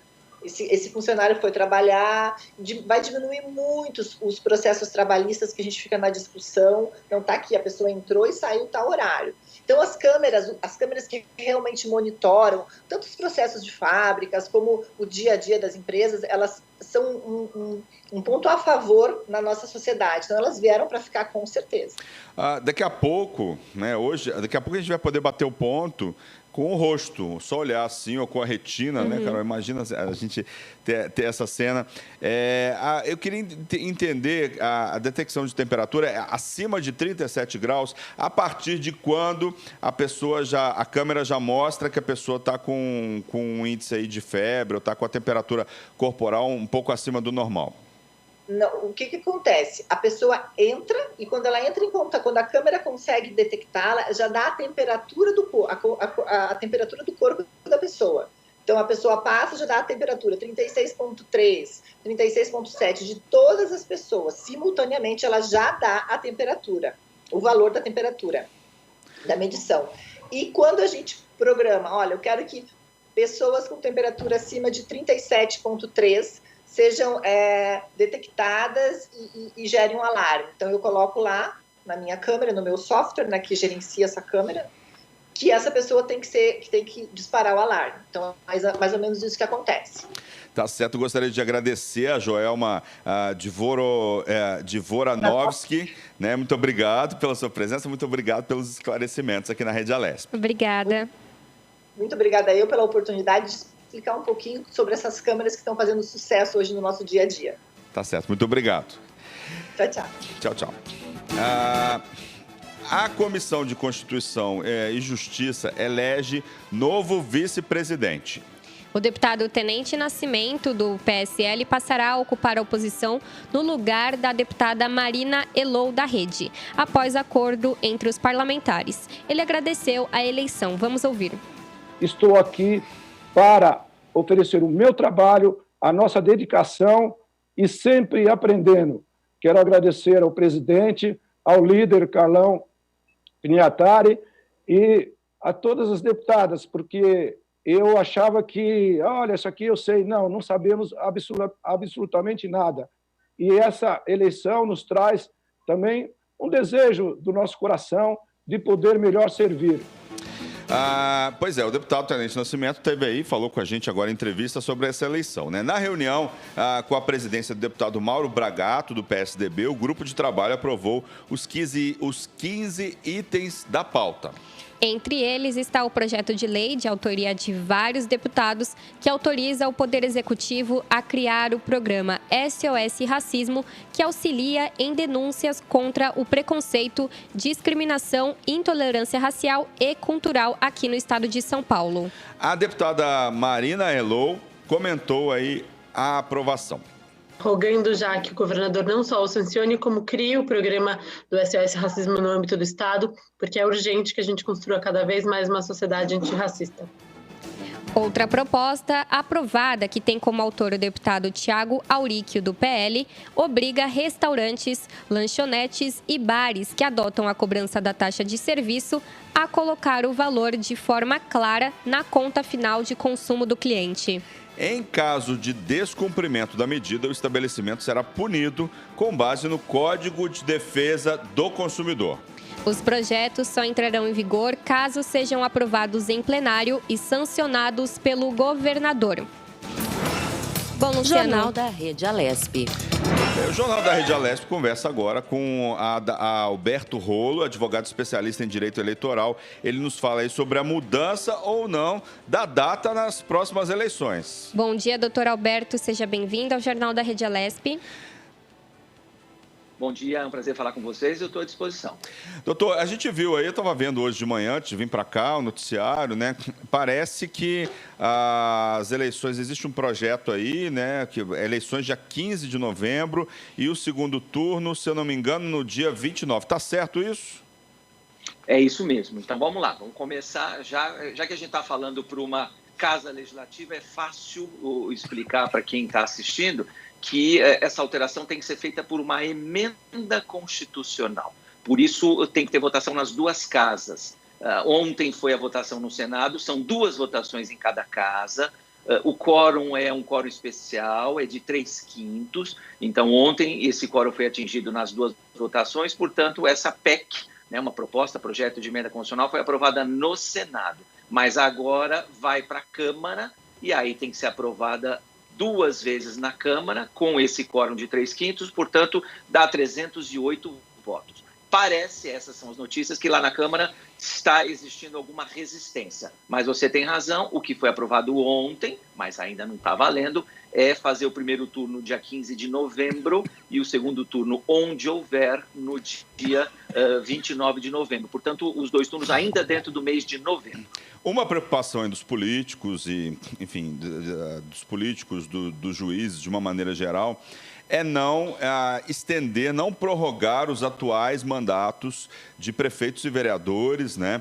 Então, por isso eles querem alterar essa data, mas realizar ainda no ano de 2020, né? Existiu um outro projeto aí para dezembro, início de dezembro o primeiro turno, meio de dezembro o segundo turno. Como é que o senhor vê a importância aí da não prorrogação desses mandatos? Abre aí um precedente perigoso, né? Com certeza um precedente perigoso e, mais do que isso, a Constituição diz que os mandatos têm duração de 4 anos. Outra coisa que a Constituição diz, está escrito lá, as eleições têm que ser periódicas. Esses são 2 princípios, existem outros, mas são 2 princípios básicos da nossa democracia. Então, a gente já está vivendo a pandemia, a gente já está vivendo uma situação, uma crise na saúde, e isso acaba refletindo na economia também. A gente já tem crise política lá em Brasília. Então, mexer com esses pilares da democracia é bem complicado. Então, como você disse, tem aí outros projetos, outras ideias, para até estender mandato, né, por mais 2 anos. Isso tudo foi discutido, foi conversado lá.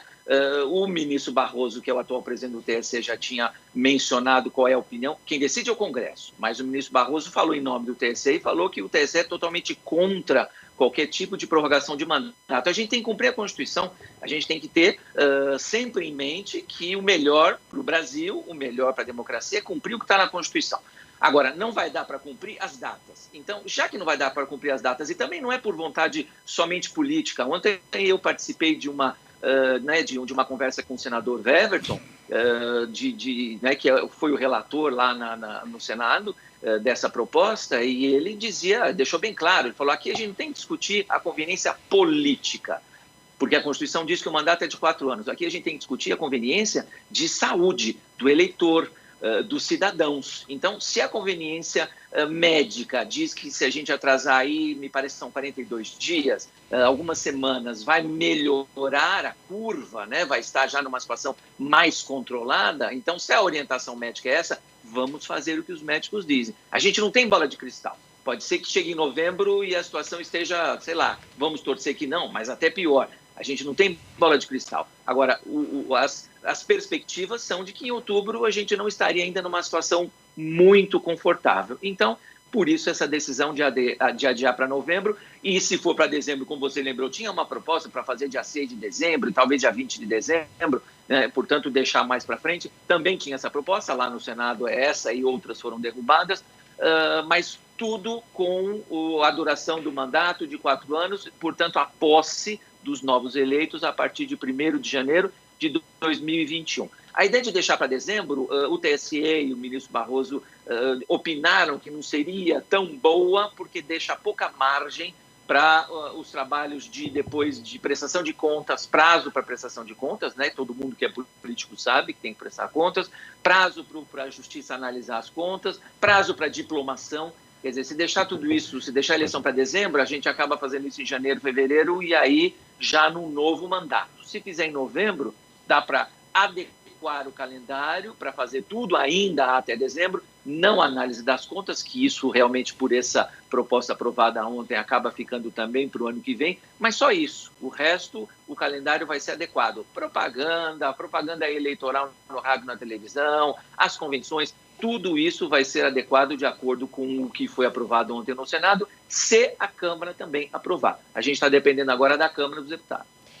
Alberto, você citou essa questão do calendário eleitoral, né? A questão das convenções, propaganda eleitoral, prestação de contas. Então, essa PEC já tem essa previsão de alterar o calendário também dessas convenções? Já tem. Ontem, o que o senador Everton mencionou, e foi o que foi aprovado no fim da tarde, eu participei de uma conversa ao vivo com ele, mais ou menos meio-dia, e a sessão do Senado começou às 4h. Né?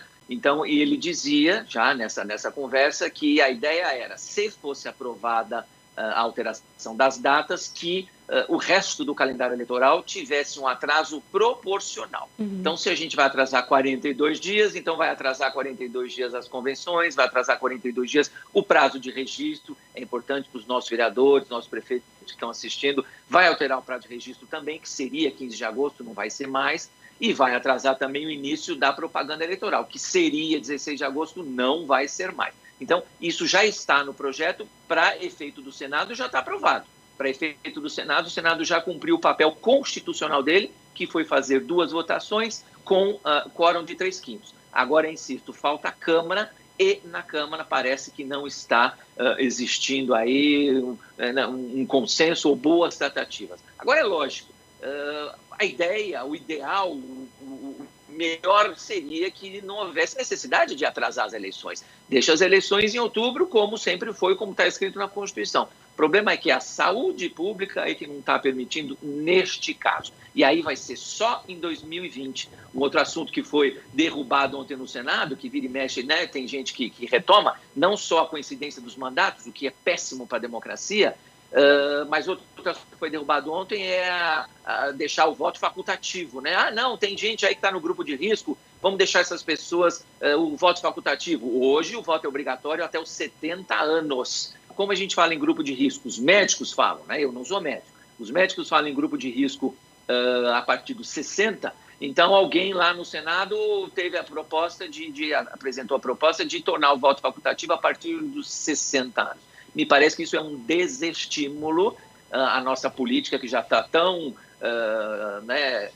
em maus lençóis, né, perante a sociedade, então acaba sendo um desestímulo. Mas, espera aí, a pergunta vai ser, mas e se eu tenho 60 anos, estou no grupo de risco, sou diabético, tenho alguma comorbidade, como dizem os médicos, e não quiser ir votar porque eu tenho medo? O voto é obrigatório, mas eu estou com medo de me contaminar, colocar minha saúde em risco, e depois, quando eu chegar em casa, contaminar os meus familiares, a minha família. Então, o próprio ministro Barroso já deu resposta para essa dúvida. O que o ministro Barroso disse? Também numa audiência pública que foi feita no Senado, que eu assisti. Ele disse o seguinte: nós podemos, o voto é obrigatório, quem não vota e não justifica, fica sujeito a multa, uma sanção. O que o TSE pode fazer é aceitar essas justificativas de todos os eleitores que se sentirem com medo, inseguros. É lógico que eu estou falando como exemplo a pessoa de 60 anos, mas alguém que também tem alguma comorbidade e não tenha 60 anos. Alguém que diga, olha, hoje é dia 15 de novembro, na minha cidade, na minha região, eu não estou me sentindo seguro, então eu não vou votar. Pronto, o TSE já disse que vai, entre aspas, né, perdoar esse eleitor ou facilitar essa justificativa. Eu não consigo imaginar um juiz eleitoral em qualquer cidade do Brasil que receba, aí vai ser pela internet, da maneira mais fácil possível, a seguinte justificativa: senhor juiz, eu não compareci no dia 15 de novembro porque eu tenho diabetes, eu tenho comorbidade na minha cidade e eu estou com medo de votar. Dá para o senhor justificar a minha ausência? E eu duvido que algum juiz não vá aceitar esse tipo de justificativa. Portanto, não precisa flexibilizar o voto. Isso é uma discussão lá para frente. A gente pode fazer um programa inteiro sobre isso. Vamos deixar o voto facultativo, mas é para todo mundo, a partir de 2022, 2024. Isso a gente, numa reforma política, pode discutir, mas não agora. Vamos falar de um cenário aí para o mês de novembro, né? Essa proposta foi aprovada lá no dia 15 de novembro, o primeiro turno das eleições, o dia 29, o segundo turno.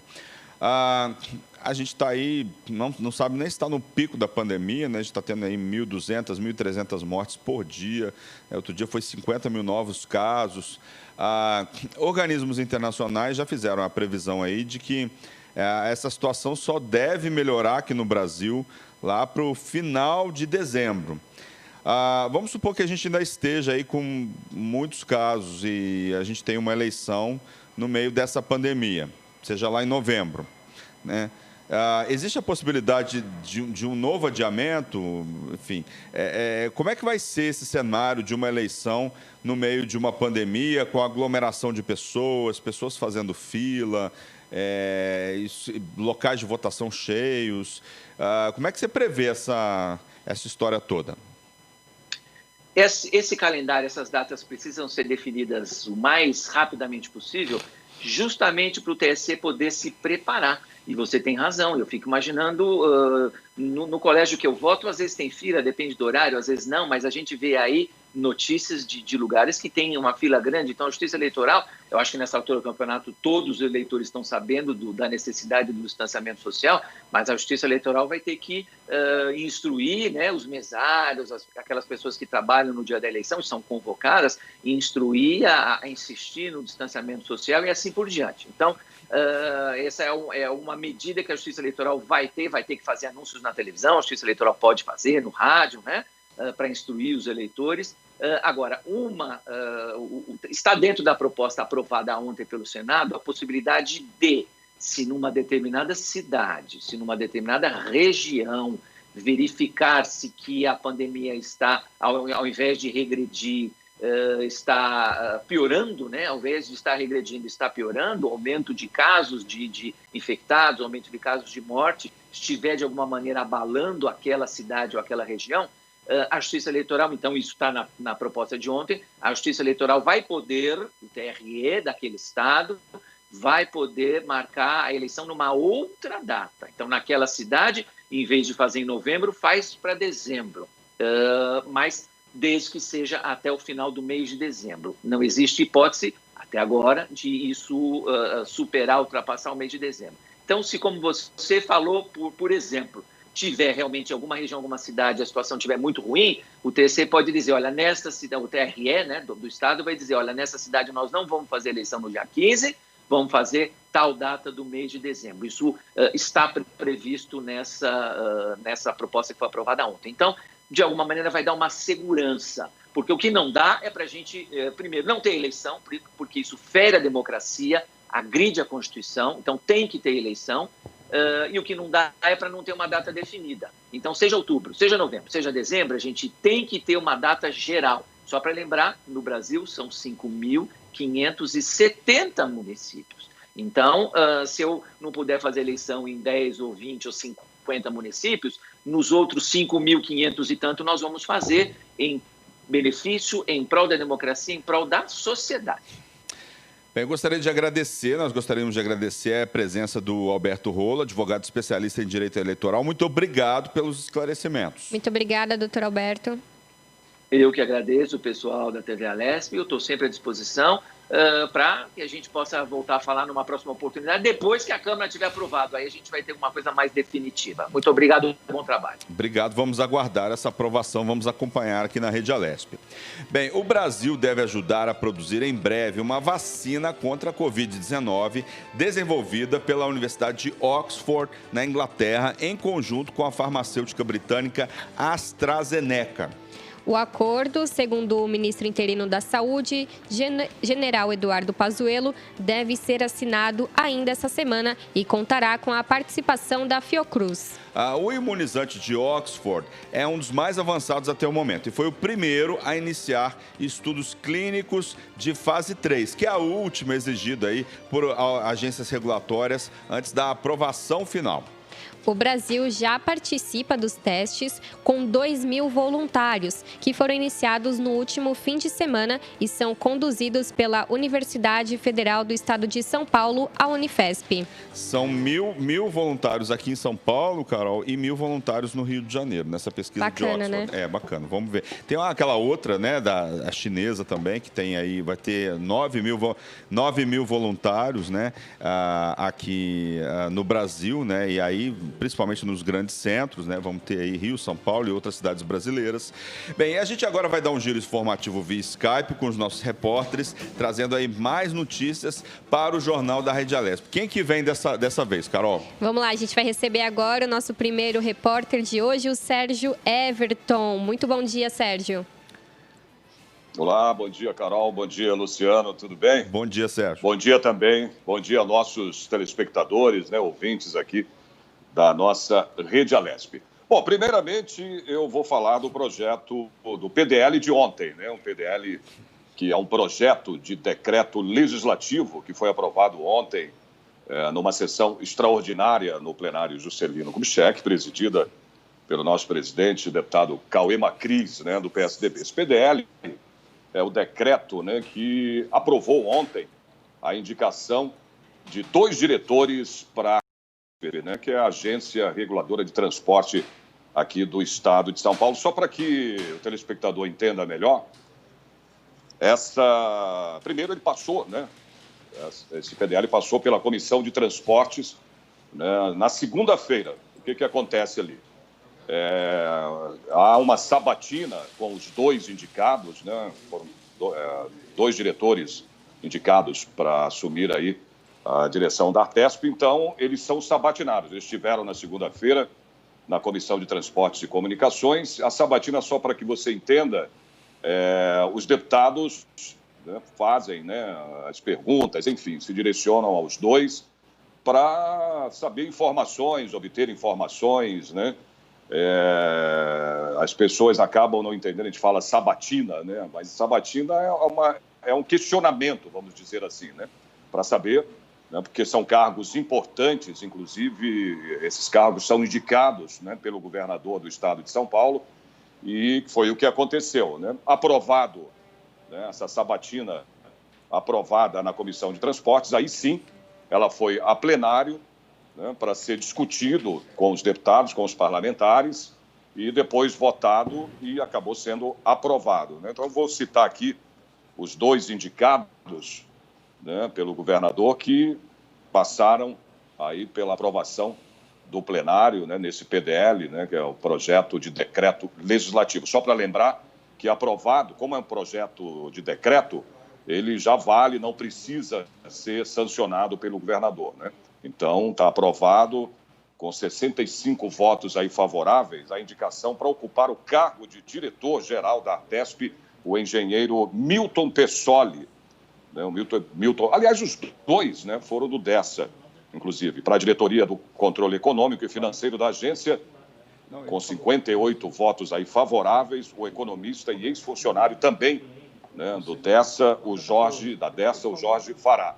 Os 2, portanto, já trabalharam na Dessa. Então, a indicação do governador, né, foi muito boa para esses 2 diretores que assumem agora, a partir de agora, a direção da Agência Reguladora de Transportes aqui do Estado de São Paulo. Bom, feito isso, falado isso, vamos aos nossos projetos de lei aqui, né, de autoria dos deputados aí da casa. Só lembrando que esses projetos estão ainda em tramitação, vão ser pautados, né? Foram pautados, inclusive, agora esses 3 que eu vou falar agora, estão pautados, né? Aí eles vão tramitar, como eu sempre explico aqui, na Assembleia, vão para as comissões, né? Depois passa na Comissão de Constituição, Justiça e Redação da Assembleia, né? Que é a mais importante, para daí esses projetos irem a plenário, né, e serem votados. O primeiro projeto de lei que eu vou falar é de autoria da deputada Adriana Borgo, do PROS, né? Esse projeto dela autoriza o Poder Executivo a suspender por 120 dias o desconto das mensalidades dos empréstimos celebrados e os chamados, chamados empréstimos consignados, né? A justificativa para a criação desse projeto, segundo a deputada, é de possibilitar um alívio, né, financeiro, claro, né, nesse momento conturbado aí que a gente está passando, né, Luciano e Carol, dessa pandemia, né? Então, é um momento conturbado aí na saúde e também na economia por causa da pandemia. Um outro projeto aí pautado aqui na Assembleia também, de autoria do deputado Douglas Garcia, do PSL, proíbe, né, a atribuição a bens públicos, né, de qualquer natureza, pertencentes ao Estado aqui de São Paulo, de nome de pessoa, né? Vou dar o exemplo, que ele deu o exemplo aqui, que tenha se notabilizado aí pela defesa ou a prática do terrorismo. Lembrando que são projetos ainda, tá, gente? Ainda está tramitando aí na Assembleia, tudo, depois é que vão aí para as comissões para serem discutidos, aprovados ou não nas comissões, depois vai a plenário também para ser, né, os projetos votados. Um outro também é de autoria da deputada Érica Malunguinho, ela é do PSOL, que proíbe aí homenagens a escravocratas. Só para você entender, escravocratas eram aqueles, né, Luciano e Carol, detentores de escravos naquela época, né? E também dos eventos históricos ligados aí ao exercício da prática escravista, né? Isso é muito importante. Esses projetos, que eu sempre falo aqui, os projetos dos deputados, né? Hoje já temos aí mais de 400 projetos, para que o Estado de São Paulo melhore cada vez mais, né? Tanto o Estado como a situação, né, da nossa população aqui do Estado. Então, são projetos de lei que estão tramitando na Assembleia e logo devem ir a plenário para serem discutidos, né? Como eu digo sempre aqui, o mínimo de discussão desses projetos é de 6 horas. Né? E aí eles vão ser votados. É isso que eu tenho para hoje, Luciano e Carol. Sérgio, muito obrigado pelas suas notícias e até uma próxima oportunidade. Bom dia para você. Bom dia, Sérgio. Para vocês também. Bom dia e bom trabalho aí aos dois. Tá certo. Indicações do governo para a direção da Artesp, né? Como o Sérgio falou aí, indicações do governo para a direção da Artesp foram aprovadas em plenário. O Milton Persoli assumirá o cargo de diretor-geral da Artesp, agência reguladora de serviços públicos delegados de transportes. 65 deputados votaram a favor da nomeação. Na sessão, o deputado Barros Munhoz, do PSB, citou a gestão de alguns ex-diretores da instituição e disse que a agência tende a melhorar com a nova direção. E precisamos dar força no questionamento da Assembleia às pessoas que são indicadas. O presidente que passou por lá, ultimamente, o último que passou por lá, foi uma catástrofe. O Milton já vem ajudando no governo do Estado, e eu tenho certeza que fará um belo trabalho à frente da querida Artesp. Está precisando de alguém como ele. Em seguida, os parlamentares aprovaram com 58 votos favoráveis o também indicado pelo governador paulista, o Jorge Fará Elias, para o posto de diretor de controle econômico e financeiro da agência.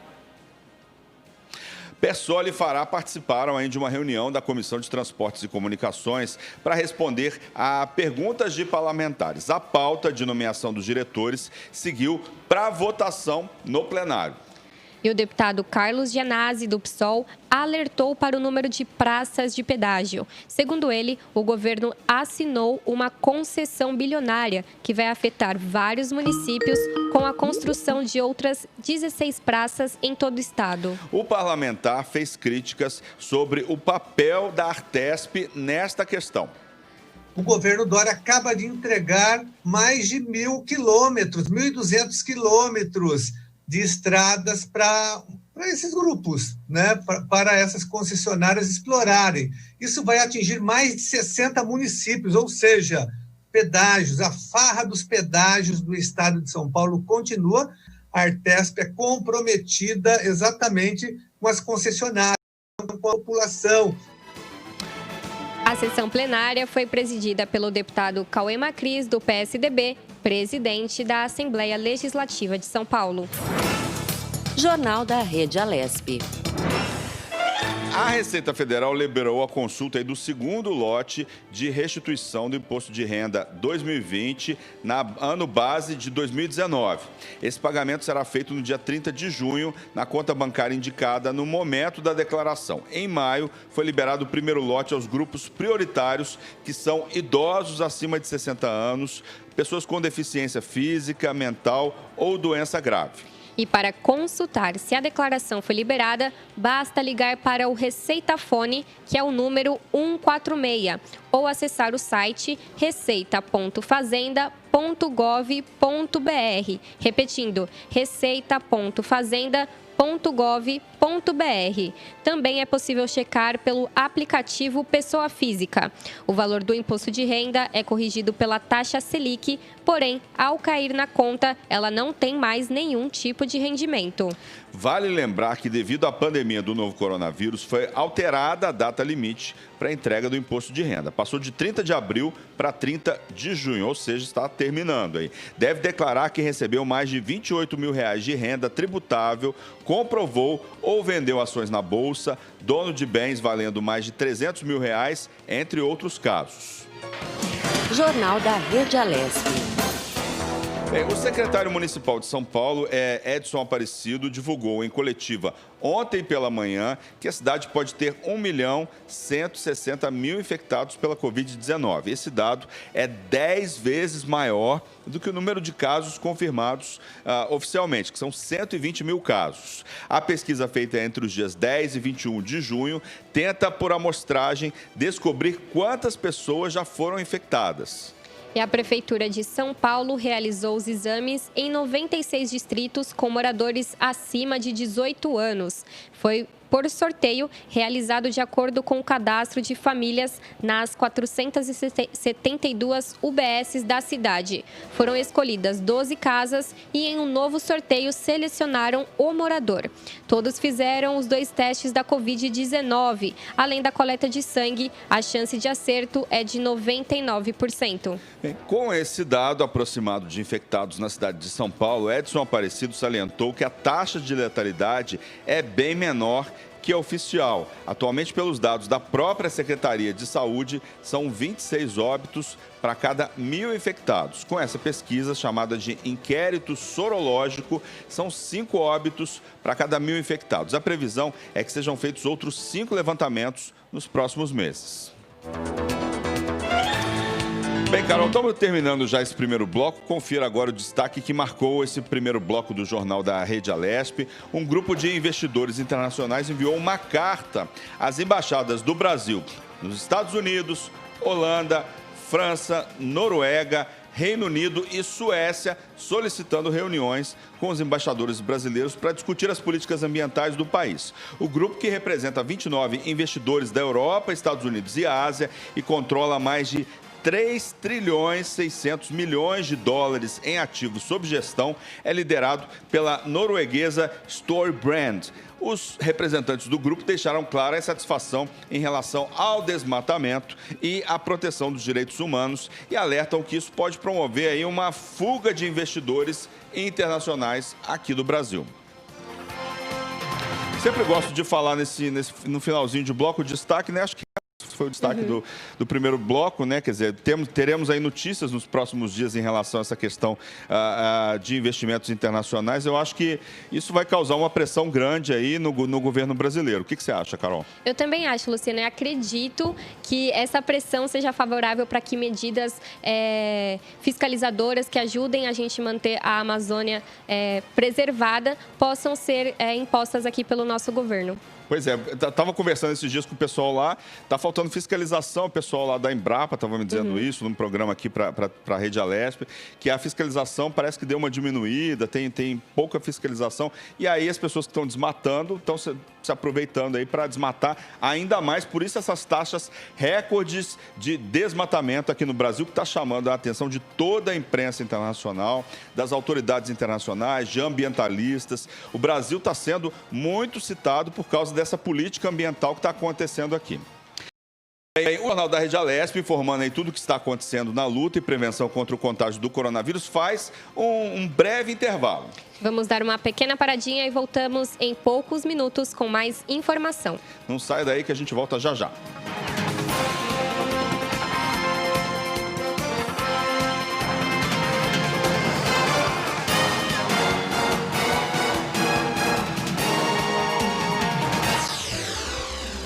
Você acompanha Jornal da Rede Alesp.